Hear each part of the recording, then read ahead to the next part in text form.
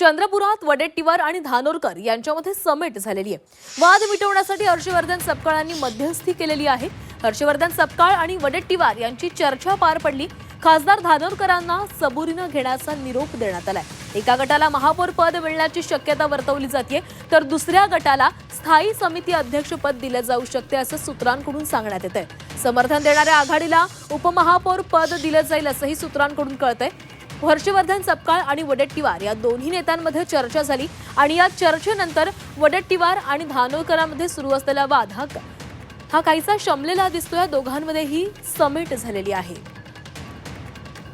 प्रतिभा धानोरकर यांना सबुरीनं घेण्याचा सल्ला निरोप देण्यात आलेला आहे अशी देखील माहिती समोर आलेली आहे। तर एका गटाला महापौर पद मिळणार, तर दुसऱ्या गटाला स्थायी समिती अध्यक्षचं पद दिलं जाईल असं देखील सांगण्यात येतंय।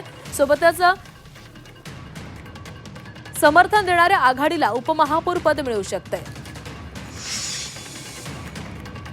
आणि या संदर्भात बोलूयात, आमचे प्रतिनिधी आशिष आंबाडे आपल्यासोबत जोडले गेले आहेत। आशिष, वडेट्टीवार आणि धानोरकरांमध्ये समेट झालेला आहे। हर्षवर्धन सपकाळांच्या मध्यस्थीला यश आलेलं कळतंय।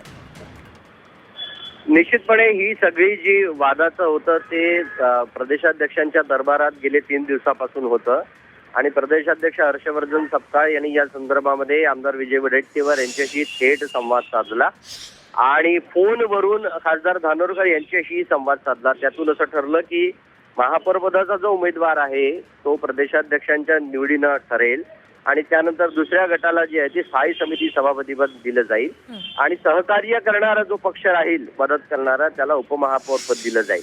सध्या तरी ह्या फॉर्म्युलावर शांतता निर्माण झाली आहे, मात्र हे प्रत्यक्षात कसं उतरतं याकडे सर्वांचं लक्ष लागलं आहे। कारण गेल्या 48 तासामध्ये दोन्ही गटांनी एकमेकांवर अशा पद्धतीनं वेगवेगळे आरोप केलेले आहेत की नक्की प्रदेशाध्यक्षांच्या मध्यस्थीचं काय होतं हे बघणं महत्त्वाचं ठरेल।